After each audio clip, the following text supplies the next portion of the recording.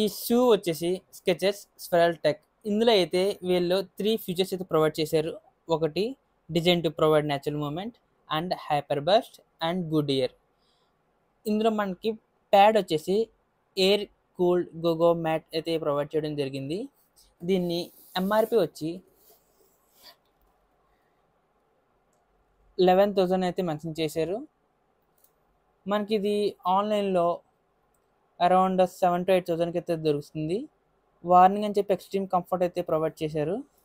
Next open చేసి చూస్తే ఇంకా షూ వచ్చి ఈ విధంగా అయితే ఉంది.